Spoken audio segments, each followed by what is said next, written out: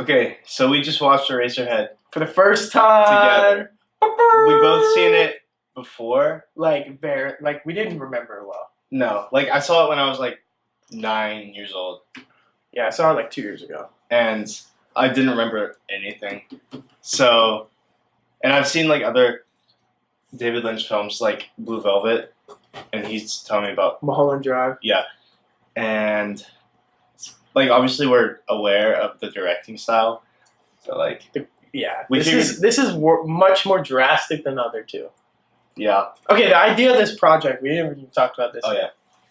We're going to watch it 52 times, once a week for a year. It's inspired by the Worst Idea of All Time podcast, but they did Grown Ups too, so it was mostly humor. But we're kind of curious about what will happen if we do it with a serious film. Will we start to hate it and get bored, or is it have enough substance to kind of keep us entertained or at least interested for 52 viewings? I wouldn't say entertained, not with this film. I think it's not even just a serious film because it's not really. Because the whole time we were watching it, it's we're kind of laughing at everything because it's so uncomfortable that Yeah. the common reaction is to just laugh. It's like a human reaction. Yeah. That's kind of all you can do, which is, it's definitely not humor, but that's just my reaction to it as well. It's our reaction, yeah. At least the first time out of 52 times. It's gonna get bad quick. It's hard to get through. It's not an easy, I won't lie and pretend that it's enjoyable experience. It's not. No. That's not the point of it at all. We were falling asleep. Yeah, but not. It's weird to describe falling asleep. It wasn't out of boredom, but it was in a sense. But it was it's very hypnotic. The way that it's so cleverly black and white, and the audio is so soundscape-esque. Yeah, with the industrial noise. It kind of sounds sounds baby. Yeah, those noise apps that you listen to fall asleep with. Yeah, it's rain white or wind. noise. Yeah. White noise. Yeah. I don't think we should call it the baby. By the way. Is it The Boogaloo? the boogaloo? It's a boogaloo. Okay, well, another part of this project that we didn't touch on was we're not going to look at any internet explanations, anybody else's opinion. So we're just going to form our own crazy opinions after 52 viewings, our own theories about what it means. And then after the 50-second view, we can do a video or whatever where we just look at what the general consensus is on the internet of what people think it means, and see if we're totally off, or if we're totally right. I don't know. And what's gonna be interesting is just seeing our opinions either digress. Yeah. Or Yeah, they're gonna change. they can be really gross right now because in 1 year from now we're gonna be in completely different phases in our life, and True. if we watch it again, say you just watch it now and you wait a year and watch it again just twice, you're gonna get two very varying opinions. So Yeah, I'm also a firm believer that what people say on the internet or even what the director meant for the movie to mean is not what is important. It's what you take from it. yeah. It's even after one viewing, what I took from it is important. But it's going to be interesting to see how that either stays the same and I strengthen whatever opinion or theory I have about certain things, or if I completely change it and go off the rails and think that it means something completely different after 10 viewings, 20, whatever. Watch the movie if you the Grown Ups 2 podcast. They always say, don't watch the movie, don't watch this, it's terrible. That's what gets them through is the joke that it's a public service announcement. Watch this movie. Watch it, It's but worth don't watch watching. it. It's very much you don't have to think through it. It's weird. Yeah. I It don't- has these moments where you get lost in the weirdness of it, in the strange abstract nature, but then it kind of pulls you back to where you're okay, this is something to focus on, this means something. Okay, What yeah. is- On you that. know what I mean? Yeah. So we were reading this book and I'm in this higher level class for literature, and what happens is there's all these fantastical elements that are completely weird and take away from the realistic elements, but when they talk it's very realistic. So Yeah. that's what I saw in this movie a lot, especially the first act, The first if act, you will. it's loosely an act structure. I know Yeah. what you mean. So before the Boogaloo was born, it's if you just take the dialogue, I said to him during the movie, I was if we did a table read of this, Like It just sounds like a really, really bad student film or something.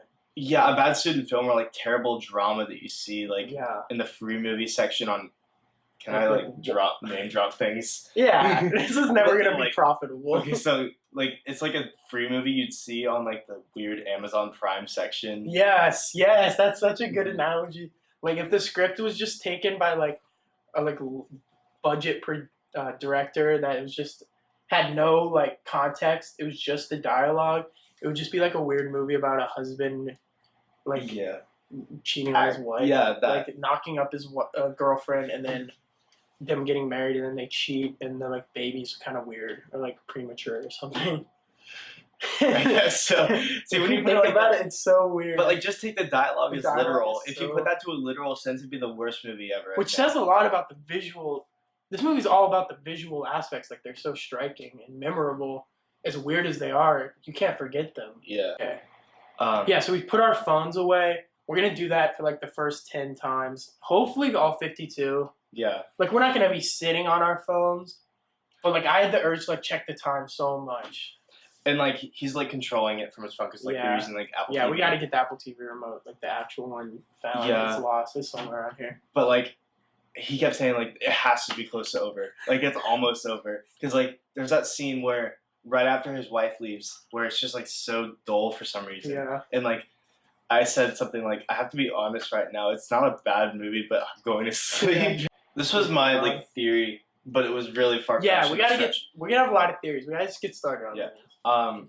So in this scene in which his neighbor is locked out of her apartment and it's late and she comes over and there's a lot of like imagery, less dialogue, and like they just like sink into like the what I thought was mist at first. Then it turned into water, then it turned into milk.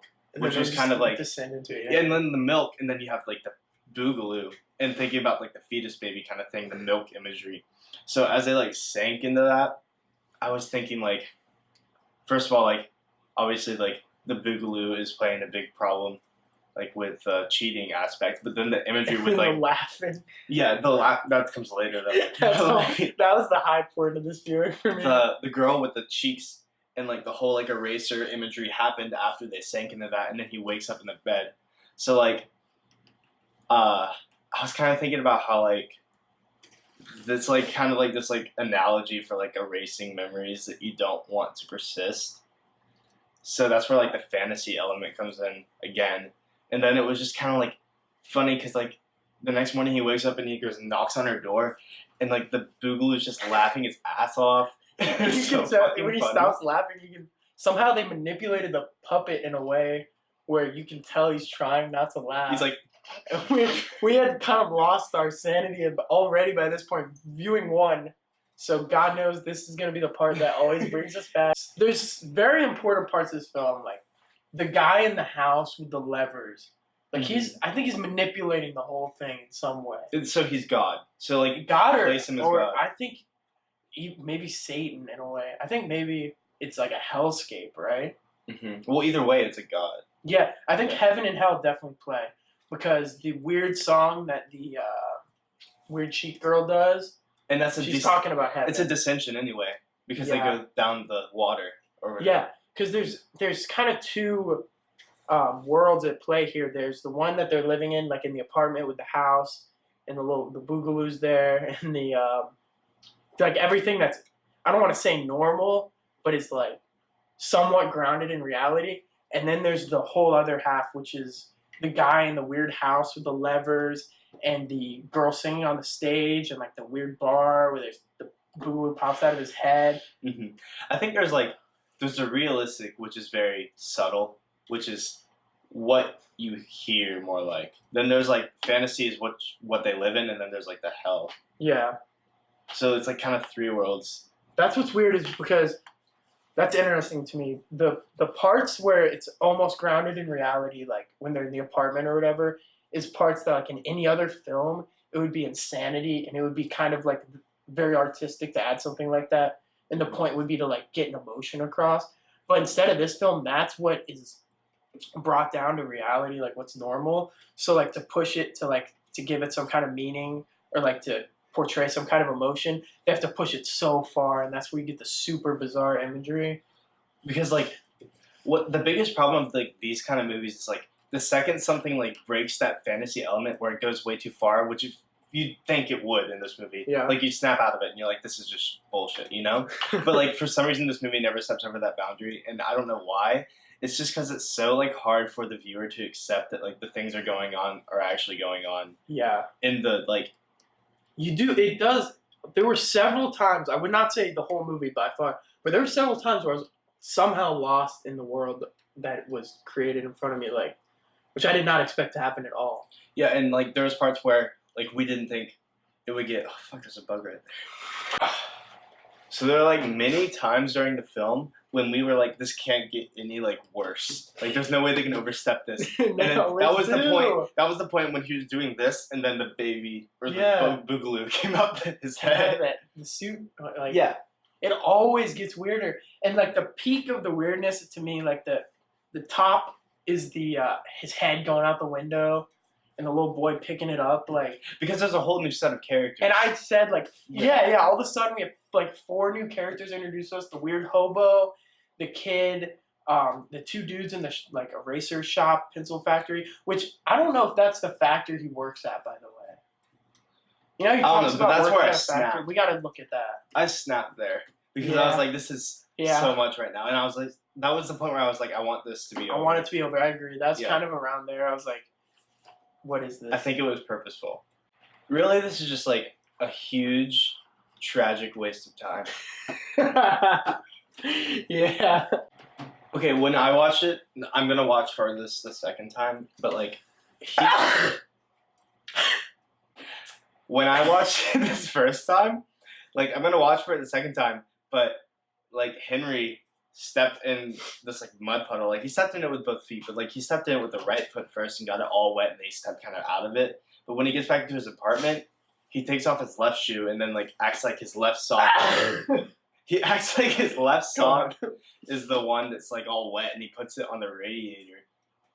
Yeah, I swear to God, I don't know if that's a continuity error or intentional. Or maybe I'm just being dumb and he stepped in it with his left foot. We'll get back to you on that one. Make a note somewhere because we got to remember. Something just fell. That's all. That's it. We'll see you next week. It's August 20th. Now it is. Now it is. It's 3 a.m. on August 20th. It was August 19th before. We'll see you next week. Next week. See ya. See ya.